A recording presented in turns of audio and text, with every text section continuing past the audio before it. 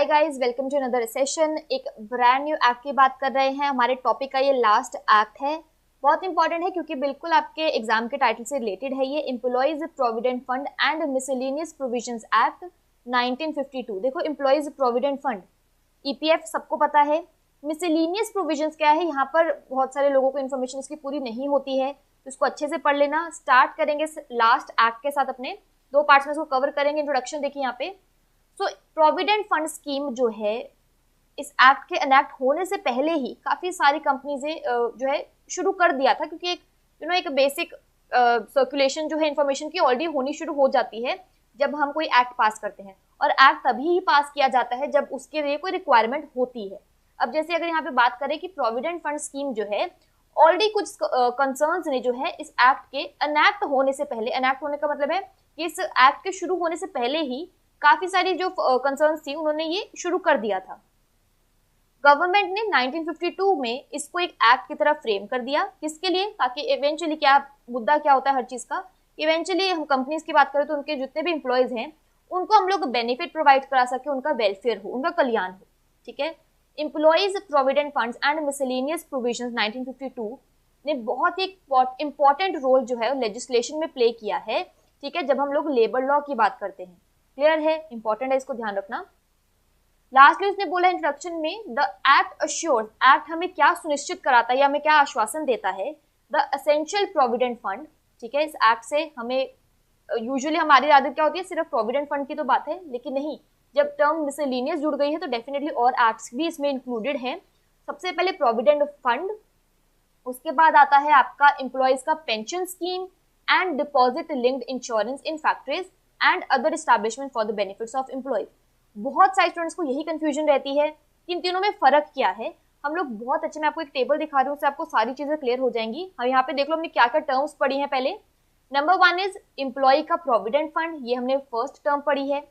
Employ का pension scheme, ये number 2 है। एंड डिपॉजिट लिंक्ड इंश्योरेंस, ये नंबर 3 है। ये सारी चीजें जो हैं, एक एम्प्लॉय जब अपना काम कर रहा होता है उसी दौरान ये सारी चीजें सुन चुका होता है। अब स्टार्ट करो यहाँ पर उसने क्या बोला है। जैसे मैंने आपसे कहा कि इसमें 3 टर्म्स इन्वॉल्व हैं। सबसे पहले ईपीएफ का मतलब क्या है, that is your employ provident fund का मतलब क्या है? ये एक रिटायरमेंट बेनिफिट प्लान होता है हर एम्प्लॉय के लिए। बेसिकली वो क्या है, अपना पैसा कंट्रीब्यूट करते हैं एम्प्लॉय भी, एम्प्लॉयर भी, इसके लिए कंट्रीब्यूट करता है। एम्प्लॉय क्या करता है, एक लमसम अमाउंट को वो करता है, लेकिन जब मैं एम्प्लॉयर के लेवल पे बात करती हूँ, हम लोग इसको कुछ लेवल्स पे बाइफरकेट कर देते हैं। आई थिंक वो हम लोग पार्ट 2 में करेंगे, बट अभी बेसिक इतना देख लो कि ईपीएफ को हम लोग 3 पार्ट्स में सेग्रीगेट करते हैं। Number 1 is your employ provident fund, जिसको ईपीएफ बोलते हैं। स्कीम इसकी थी 1952 वाली एम्प्लॉय प्रोविडेंट फंड की। क्या करता है, हम लोग रिटायरमेंट के लिए जो है, जब हम काम कर रहे होते हैं उस दौरान सेविंग्स करनी शुरू कर देते हैं, अपनी इनकम का कुछ हिस्सा जो है निकालना शुरू कर देते हैं पहले से ही।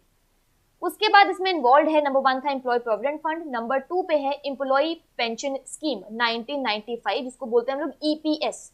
ईपी और ईपी जो दोनों का है, कंफ्यूजन हो जाती है। This is EPF, employ provident fund. EPS is employ pension scheme. ठीक है। पेंशन की बात कब आती है, जब आप लोग रिटायर हो चुके हो, तो अपने काम से छुट्टी ले चुके हो, अब और आपने काम नहीं करना है। यहाँ पर जो आप पैसा सेव करो, दिस इज रिटायरमेंट सेविंग, जो अपने काम के दौरान कर रहे हो। एम्प्लॉय पेंशन स्कीम में 1995 की है ये बेसिकली आपकी पोस्ट रिटायरमेंट पेंशन की बात कर रहा है। उसके बाद लास्टली हम लोग थर्ड लेवल पे यहाँ पे बात करते हैं, that is employ deposit linked insurance scheme. Employ के डिपॉजिट पैसों को बेसिकली इंश्योरेंस से लिंक करके रखते हैं। दिस इज 1976 की। शॉर्ट टर्म में बात करें, दिस इज ईडीएलआई। काइंड ऑफ ये रिलीफ होता है फैमिली मेंबर्स को इन केस अगर एम्प्लॉय की सडन डेथ हो जाती है, काइंड ऑफ एक रिलीफ है, काइंड ऑफ इंश्योरेंस स्कीम ही है। तो ये तीनों चीजें जो है मिलकर आपका employees provident fund and miscellaneous provisions act 1952 को पूरा का पूरा फ्रेम अप करता है। बहुत कंफ्यूजन रहती है एग्जाम्स के दौरान, इसको इसी टेबल फॉर्म में इसलिए मैंने मेंशन किया है, अब आपके दिमाग में ये चीज रहेगी। नेक्स्ट देखो, एप्लीकेबिलिटी की बात कर रहे थे। एप्लीकेबिलिटी को इन्होंने 2 चीजों में बाइफरकेट किया हुआ है। सबसे पहले उन्होंने यहाँ पे बात की है ऑर्गेनाइजेशंस की। तो जो उसने बोला है यहाँ पे कि एम्प्लॉय प्रोविडेंट जो है ओपन अप होता है। आपको पता है, हमारे पेरेंट्स भी, हमारे फादर जो है स्पेशली, उनके हम लोग बचपन में सुनते होते थे कि हम वो पीएफ के पैसे कट गए, शिट यार सैलरी कमाई है। तो बेसिकली पॉइंट क्या है कि आपकी सैलरी में से पैसे कटने लग जाते हैं उससे। तो एम्प्लॉय प्रोविडेंट जो होते हैं ओपन होते हैं दोनों एम्प्लॉयज के लिए, चाहे आप पब्लिक सेक्टर के हो चाहे प्राइवेट सेक्टर के हो। ठीक है। इट कवर्स एवरी एस्टैब्लिशमेंट जहाँ पे 20 या उससे ज्यादा लोग जो है एम्प्लॉयड हैं। Certain organizations are covered subject to certain conditions and exemptions if even if they employ less than 20% each। अब देखो सिंपल सी चीज है, हमने इतने एक्ट्स पढ़ लिए, हमारा लास्ट एक्ट जो हम लोग कवर कर रहे हैं, तो जब भी हम लोग कोई एप्लीकेबिलिटी की बात करते हैं वहां पे एक चीज हमेशा मेंशन होती है कि देखो 10 या 20 तो मिनिमम है ही है, लेकिन उसमें और कंडीशंस अगर आप कंपनी टू कंपनी आपके वेरी कर सकता है, आप चाहे उसमें नहीं भी फॉलो कर रहे हो, आप एग्जेम्प्टेड भी हो सकते हो, लेकिन बहुत सारी चीजें होती हैं। तो सेम तरीके से सर्टेन ऑर्गेनाइजेशंस को उसमें कवर किया जाता है, बेशक उनमें 20 से कम एम्प्लॉयड हो तो भी। तो एज द केस में भी टाइप वाली चीज होगी यहाँ पर। नेक्स्ट देखो, एम्प्लॉइज के लिए जब हम बात करते हैं एप्लीकेबिलिटी की, काइंड ऑफ हमने हर जगह जो एक्ट्स में पढ़े हैं कि एक सीलिंग रखते हैं वो, ठीक है। तो यहाँ पर वो सीलिंग की बात क्या कर रहे हैं, it is mandatory for an employ to join EPF scheme. Mandatory है एम्प्लॉय के लिए कि उसको ये ईपीएफ स्कीम को ज्वाइन करना पड़ेगा if his pay is less than or equal to 15,000 a month। अगर उसकी सैलरी जो है 15,000 रुपए से कम है तो उसके लिए मैंडेटरी है। However, अगर आपकी सैलरी जो है 15,000 रुपए से ज्यादा है तब भी आप ईपीएफ स्कीम को ज्वाइन कर सकते हो, लेकिन अगर आप 15,000 से कम है, this is mandatory for you. Next definitions की बात कर लेते हैं। सेक्शन 2 जैसे हर एक्ट में हम बात करते हैं, कवर करते हैं आपकी डेफिनेशंस को, आपकी परिभाषाओं को कवर करता है। एप्रोप्रिएट गवर्नमेंट सेक्शन 2A, हर जगह एप्रोप्रिएट गवर्नमेंट की डेफिनेशन बिल्कुल सेम है, लेकिन हमने हर एक्ट में लिखी है कि कहीं ना कहीं से तो आपके दिमाग में रहेगी वो चीज। तो in relation to an establishment belonging to, या तो कंट्रोल में हो सेंट्रल गवर्नमेंट के, ठीक है, चाहे वो रिलेशन में हो रेलवे कंपनी के, मेजर पोर्ट्स के, माइन के, ऑयल फील्ड के, कंट्रोल इंडस्ट्री, कुछ भी कंट्रोल इंडस्ट्री इंपॉर्टेंट होता है, इसको ध्यान रखा करो। उसके अलावा सेम एस्टैब्लिशमेंट चाहे वो स्टेट गवर्नमेंट के अंडर भी हो, सेंट्रल गवर्नमेंट स्टेट गवर्नमेंट के अंडर कोई भी एस्टैब्लिशमेंट आएगी, that will be your appropriate government. हर बार बताती हूँ, फिर बता रही हूँ क्योंकि लास्ट एक्ट है ये हमारा, कि अगर मैं एप्रोप्रिएट गवर्नमेंट की बात कर रही हूँ, आप किस कैटेगरी में फॉल करते हो, आपकी जो टॉप, आपके ऊपर कौन गवर्नमेंट बैठी है, चाहे वो स्टेट है चाहे वो सेंटर है, वही आपकी एप्रोप्रिएट गवर्नमेंट जो है मानी जाती है, ठीक है। नेक्स्ट देखो, ऑथराइज्ड ऑफिसर। ऑथराइज्ड ऑफिसर भी हमने अगेन बार बार सुना ही है। ऑथराइज्ड ऑफिसर में आपसे क्या बोल रहा है, the central provident fund commissioner. इसमें क्या क्या इंक्लूड करता है, बेसिकली जिसके पास अथॉरिटी है।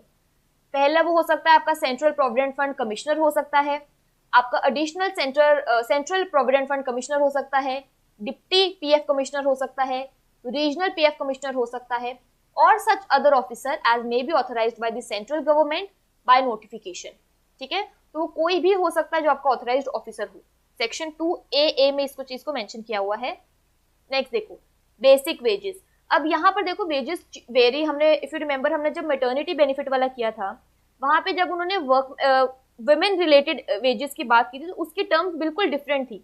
वहां पर वो हाउस रेंट को भी इंक्लूड कर रहे थे, प्रोवाइडेड कि वहां पे वो हाउस रेंट किस हिसाब से है।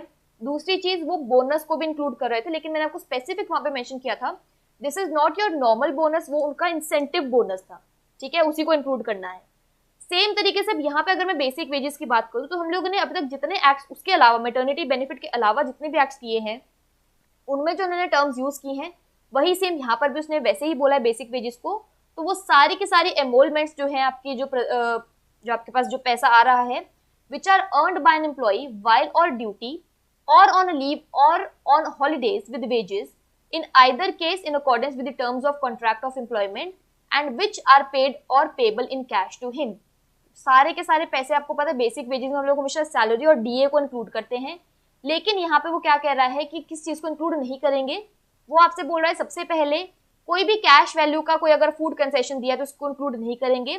कोई ऐसा डीए जो आपको कैश फॉर्म में ना दिया हो बल्कि आपको क्या है वो दूसरे नामों से दिया हो तो उसको आप इंक्लूड नहीं करते। नॉर्मल डीए हम लोग इंक्लूड करते हैं, लेकिन उसने बोला है any DA that is to say all cash payment by whatever name called pay to an employee on account of a rise in the cost of living. Clear है, फर्क है दोनों में, इसको ध्यान रखना।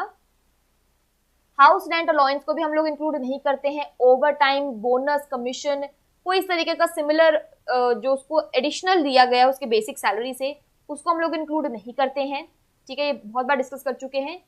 कोई किसी भी तरीके का प्रेजेंट अगर कोई एम्प्लॉयर पे करता है तो वो भी उसको इंक्लूड नहीं करते हैं, क्योंकि that is over and above your basic salary, ठीक है।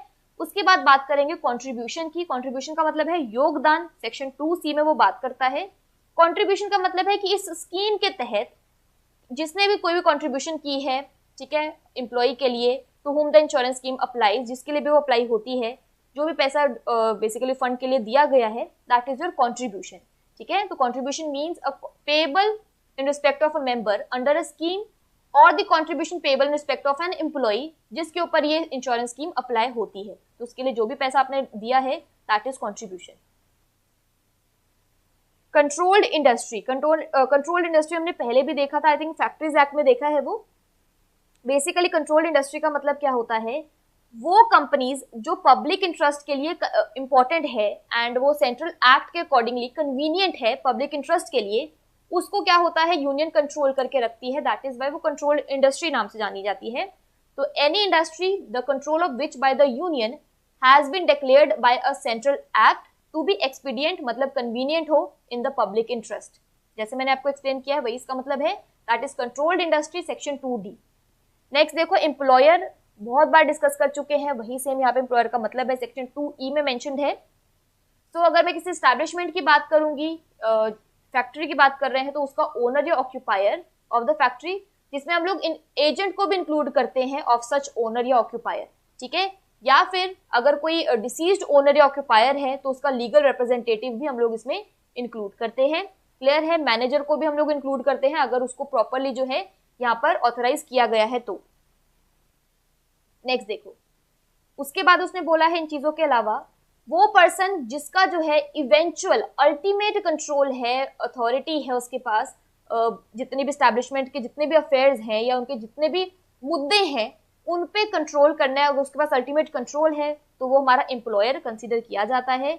अब वो कौन है, where the said affairs are interested to, basically जो अफेयर्स हम बात कर रहे हैं उनको उनमें इंटरेस्टेड कौन है, हमारा मैनेजर, मैनेजिंग डायरेक्टर, एजेंट, उसके आगे सच मैनेजर, मैनेजिंग डायरेक्टर और मैनेजिंग एजेंट। तो ये सारे पॉइंट्स उसने यहाँ पर मेंशन किए हैं। नेक्स्ट देखो, एम्प्लॉय की वो बात कर रहा है, बेसिक एम्प्लॉय जो है, हमेशा मैंने बोला है एम्प्लॉय वो होगा जो आपका किसी भी लेवल पे काम कर रहा हो, चाहे वो स्किल्ड हो चाहे वो अनस्किल्ड काम कर रहा हो, लेकिन आपका एम्प्लॉय कंसीडर किया जाता है। Any person who is employed for wages in any kind of work, चाहे वो मैनुअल हो या अदरवाइज हो, लेकिन कनेक्शन में किसके होना चाहिए, वो एस्टैब्लिशमेंट के काम से रिलेटेड ही होना चाहिए है, चाहे उसकी वेजेस जो है डायरेक्टली या इनडायरेक्टली उसको एम्प्लॉयर दे रहा है। और इसमें क्या इंक्लूड करता है, एनी पर्सन जिसको एम्प्लॉय किया गया है directly by the principal employer, या फिर उसको किसी कॉन्ट्रैक्टर के थ्रू एम्प्लॉय किया गया है, या वो एंगेज्ड है एज एन अप्रेंटाइज, लेकिन प्रोवाइडेड यहाँ पे वो अप्रेंटाइज जो है वो इस अप्रेंटाइज एक्ट में नहीं होना चाहिए है, तो वो इसमें एम्प्लॉय की तरह कंसिडर किया जाता है। ठीक है, नेक्स्ट देखो, एग्जेम्प्टेड एम्प्लॉय की वो बात कर रहा है। एग्जेम्प्टेड का मतलब सिंपल चीज है, देखो जो हम यहाँ पे बात कर रहे हैं पैसे को कंट्रीब्यूट करने की, किसी एक फंड को क्रिएट करने की, तो जब हम लोग किसी भी तरीके से फंड्स की बात करते हैं तो यहाँ पे आपको एग्जेम्प्ट जरूर किया जाता है। कुछ लेवल ऑफ लोग होते हैं जो एग्जेम्प्टेड होते हैं। सेम तरीके से यहाँ पे एग्जेम्प्टेड एम्प्लॉय की बात करेंगे, वो एम्प्लॉय जिसको एग्जेम्प्ट किया गया है कि देखो आपको इस स्कीम के लिए कोई भी पैसे जो है या कंट्रीब्यूट करने की जरूरत नहीं है, यू आर एग्जेम्प्टेड। ठीक है, आपकी ग्रांट जो है एग्जेम्प्ट की गई है। ठीक है, this is section 2FF। Same तरीके से एग्जेम्प्टेड एस्टैब्लिशमेंट की बात कर रहे हैं, इसका है सेक्शन 2FFF। इसने यहाँ पे बोला है an establishment in respect of which an exemption has been granted under section 17 from the operation of all or any of the provision of the scheme or insurance scheme as the case may be। Basically जरूरी नहीं है कि पूरे के पूरे act से ही उसको कहा हुआ है एग्जेम्प्टेड हो, नो, हो सकता है कि वो कुछ प्रोविजन उसको एग्जेम्प्ट किए गए हो, एज द केस में भी आपको यहाँ पर ध्यान रखना है कि उसने आपसे क्या यहाँ पे कवर किया है। क्लियर है, नेक्स्ट देखिए। नेक्स्ट उसने बोला है यहाँ पे आपके लिए factory, that is section 2G। Factory में उसने बोला है कोई भी प्रेमाइसेस जिसमें भी काम चल रहा है, मैन्युफैक्चरिंग प्रोसेस जो आपका कैरी ऑन हो रहा है, ठीक है, whether with the aid of power or without the aid of power. हमने ये चीजें डिस्कस की है फैक्ट्रीज एक्ट में, with power and without power वाली चीजें।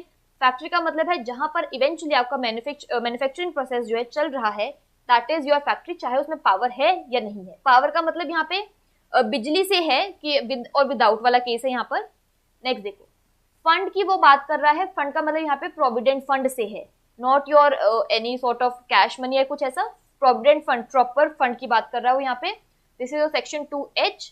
इंडस्ट्री के लिए वो कह रहा है कि वो इंडस्ट्री जो स्पेसिफाई की गई है शेड्यूल 1 में, या फिर वो पर्टिकुलर इंडस्ट्रीज जिनको एड ऑन किया गया है in the schedule by notification under section 4।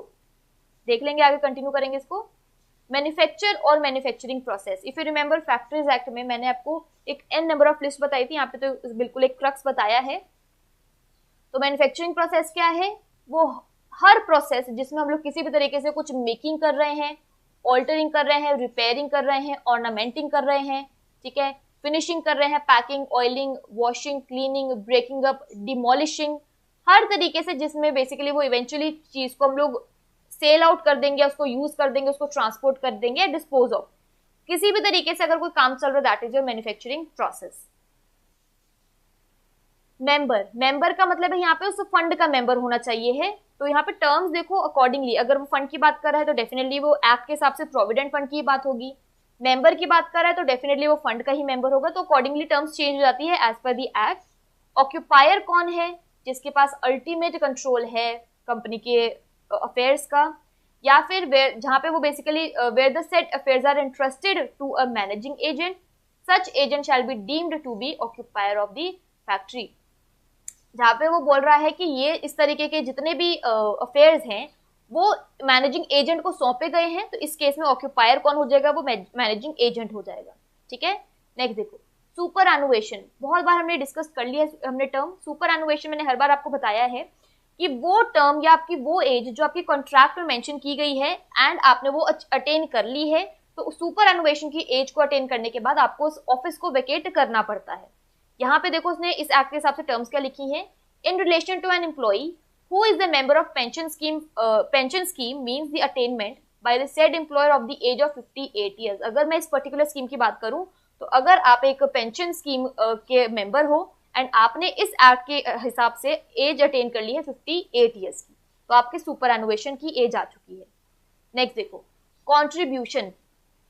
Contribution में देखो बेसिकली हम लोग यही बोलते हैं कि एम्प्लॉयर है, एम्प्लॉई है, मोटे तौर पे एम्प्लॉय और एम्प्लॉयर दोनों ही 12-12% जो है कंट्रीब्यूट करते हैं। लेकिन अगर मैं एम्प्लॉयर के लेवल पे बात करूं, कहीं ना कहीं उस पर एडमिनिस्ट्रेशन चार्जेस और ये सब छोटे छोटे चार्जेस लगने के बाद ओवरऑल एम्प्लॉयर 13% कंट्रीब्यूट करता है एक एम्प्लॉय के लिए, और एम्प्लॉय अपनी सैलरी का 12% जो है यहाँ पे कंट्रीब्यूट करता है। तो यहाँ पर ध्यान से देखो, एम्प्लॉय के लेवल पे बात करेंगे तो 12% ऑफ सैलरी मैंने आपको बता दिया है basic pay plus DA. The employees can voluntarily pay higher contribution above the statutory rate of 12% of basic pay।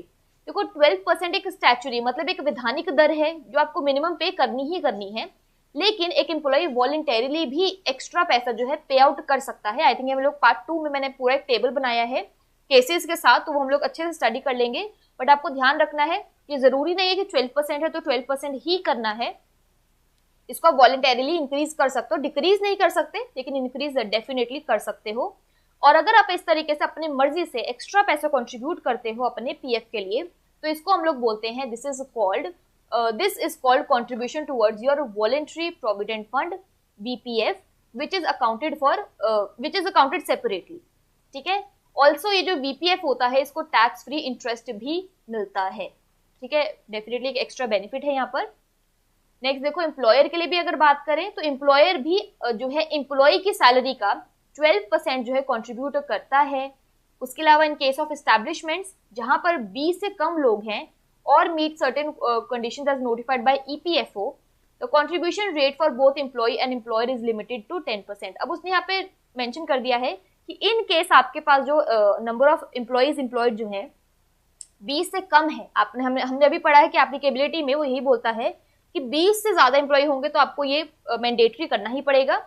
तो यहाँ पे वो बोल रहा है कि इन केस आपके पास जो एम्प्लॉयज है वो लेस देन 20 हैं, तो आप क्या कर सकते हो, आपकी जो भी ईपीएफओ के साथ कंडीशंस हुई हैं उस हिसाब से आपको जरूर नहीं कि 12% देना पड़ेगा। एम्प्लॉय और एम्प्लॉयर जो है उनकी limit in case of less than 20 employees 10% जो है सेट की गई है, ठीक है, इस चीज को ध्यान रखना है यहाँ पे।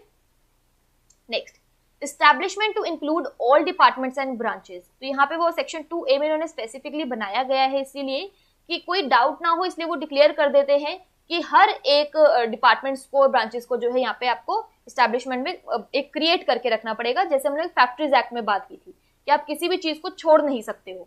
तो for removal of doubts it is here bye declared that where an establishment consists of different departments or has branches, whether situated in the same place or in different places, all departments or branches shall be treated as parts of the same establishment. अगर आपको लग रहा है जी मेरा head office तो यहाँ है लेकिन मेरी ब्रांचेस तो अलग अलग सिटीज में हैं, तो मैं क्या करूँ, तो you have to treat it एक सिंगल इस्टेब्लिशमेंट की तरह ही, चाहे वो जहां मर्जी हो, आपको उसको एक ही इस्टेब्लिशमेंट की तरह इंक्लूड बेसिकली ट्रीट करना है, सबको साथ में इंक्लूड करके चलना है। ये उन्होंने स्पेसिफिकली मेंशन किया है क्योंकि बहुत सारी जो है कंपनीज इन फैक्ट्रीज को ये थोड़ा डाउट रहता है, तो इन्होंने पूरा सॉर्ट आउट किया हुआ है इस चीज को। नेक्स्ट देखो, स्कीम के साथ शुरू करेंगे। सबसे पहले आई थिंक इस सेशन में एक ही करने वाले हम लोग employees provident fund scheme section 5, जो हम लोग एक्चुअली टाइटल में देख सकते हैं एक्ट के। तो सबसे पहले एम्प्लॉइज प्रोविडेंट फंड स्कीम की बात करें, सेक्शन 5 में मेंशन्ड है, सेक्शन ध्यान रखना इनका। तो इसमें उसने बोला है सेंट्रल गवर्नमेंट जो है नोटिफिकेशन के थ्रू फ्रेम कर सकता है, फ्रेम की है एक स्कीम जिसका नाम है एम्प्लॉइज प्रोविडेंट फंड स्कीम। किसके लिए? For establishment of provident funds, basically आपके प्रोविडेंट फंड इसमें स्टैब्लिश हो इस एक्ट के through, for employees or for any class of employees and specify the establishment or class of establishment to which this scheme shall apply। यहाँ पे उन्होंने क्या कहा है कि सेंट्रल गवर्नमेंट जो है नोटिफाई कर सकता है कि आपको एक स्कीम क्रिएट करनी है जिसका नाम है एम्प्लॉइज प्रोविडेंट फंड स्कीम। किसके लिए है? ताकि प्रोविडेंट फंड जो है इकट्ठा हो जाए। किसके लिए? एम्प्लॉइज के लिए या ग्रुप ऑफ एम्प्लॉइज के लिए। और स्पेसिफाई कर देता है यहाँ पे एस्टैब्लिशमेंट्स को और क्लास ऑफ एस्टैब्लिशमेंट्स को जिनके ऊपर भी ये एक्ट जो है अप्लाई होगा, ये स्कीम जो है बेसिकली अप्लाई होगी। नेक्स्ट देखो, कंटिन्यू कर रहे हैं इसको। There shall be established as soon as may be after framing of the scheme a fund in accordance with the provision of this act and the scheme। तो उसने बोला है as soon as, जब भी आपको पता चलता है कि आपको ये फंड क्रिएट करना है, तो जैसे ही आपको इसका आइडिया लग गया है, आपको इस फंड को एक्ट के प्रोविजन के हिसाब से जो है क्रिएट करना है। एंड जो स्कीम में जो भी पॉइंट, एक्ट ऑफ स्कीम में जो भी पॉइंट्स मेंशन किए गए हैं उन प्रोविजन के हिसाब से उसके अकॉर्डिंगली आपको फंड जो है क्रिएट करना है। The fund shall vest in and be administered by the central board constituted under section 5A।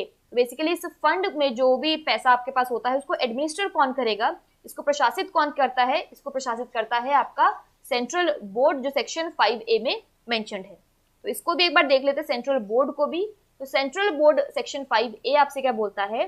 तो सेंट्रल गवर्नमेंट जो है नोटिफिकेशन के थ्रू क्या कर सकती है? एक बोर्ड बना सकती है, बोर्ड ऑफ ट्रस्टीज बना सकती है, बोर्ड ऑफ ट्रस्टीज बना सकती है for territories to which this act extends. Herein in this act refer to as central board. तो बेसिकली बोर्ड ऑफ ट्रस्टीज को इन्होंने नाम क्या दिया है? Central board. कहाँ के लिए? बेसिकली उन टेरिटरीज के लिए जहां तक ये एक्ट पहुंचता है।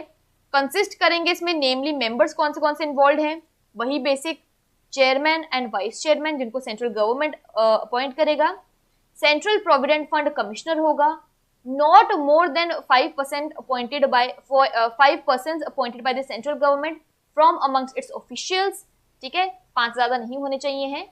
उसके अलावा not more than 15 persons जो रिप्रेजेंट करेंगे स्टेट्स को एज सेंट्रल गवर्नमेंट स्पेसिफाई करेगा, ताकि बेसिकली इनको भी सेंट्रल गवर्नमेंट अपॉइंट करेगा जो स्टेट को रिप्रेजेंट करेंगे। 15 से ज्यादा वो लोग नहीं होने चाहिए हैं।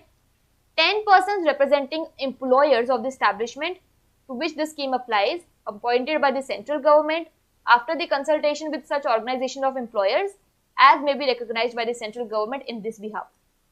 तो बेसिकली आपसे क्या बोल रहा है कि 15 से कम लोग जो है उसके नहीं होने चाहिए स्टेट, जो स्टेट को रिप्रेजेंट करें। 10 लोग वो होने चाहिए हैं जो रिप्रेजेंट करेंगे आपके एस्टैब्लिशमेंट के एम्प्लॉयर्स को।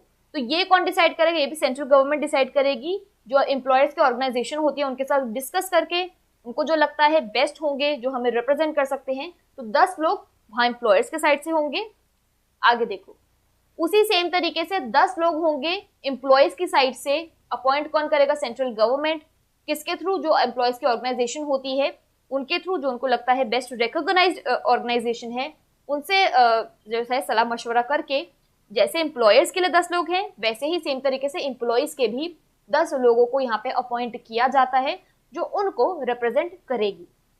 टर्म्स एंड कंडीशंस क्या हैं इनके? Terms and conditions subject to which number of central board may be appointed, the time, place and procedure of the meetings of the central board shall be as may be provided in the scheme. तो उसने बोला है कि terms and conditions कैसे रहेंगे। देखो, मैंने आपको हर बार बताया है जो आपके मेन होते हैं like vice chairman, chairman, and अगर मैं इस एक्ट की बात करूं तो यहाँ पे जो कमिश्नर की बात करें, प्रोविडेंट फंड कमिश्नर की बात कर रहे हैं, जो मेन होते हैं इनकी मेनली 4 इयर्स की 4 इयर्स की ही टर्म्स ऑफ जो रहते, टेन्योर जो है इनकी इतनी रहती 4 इयर्स की, किसी किसी केस में 2 इयर्स भी होता है, लेकिन बाकी जितने भी अपॉइंटेड लोग होते हैं ना ये चेंज होते रहते हैं। ये आपस में क्योंकि रिप्रेजेंटेटिव्स हैं, रिप्रेजेंटेटिव्स टाइम के साथ चेंज होते रहते हैं, तो इस केस में भी वो they also keep on changing, तो ये कुछ फिक्स नहीं रहता है। इसीलिए वो हमेशा बोलते हैं कि जो भी चीजें, जो भी पॉइंट्स जो हैं मेंशन किए गए हैं इन योर प्रोविजंस, एंड फिर वो भी अकॉर्डिंगली चेंज होते रहते हैं विद टाइम। क्लियर है? तो इस सेशन को यहीं पे वाइंड अप करेंगे। आपको इसको ध्यान से देख लेना है, थोड़े थोड़े पॉइंट जो इसको अच्छे से पढ़ लेना है। नेक्स्ट पार्ट में हम लोग इसको फर्दर कंटिन्यू करेंगे, तो इसको ध्यान से देख लेना। Thank you so much.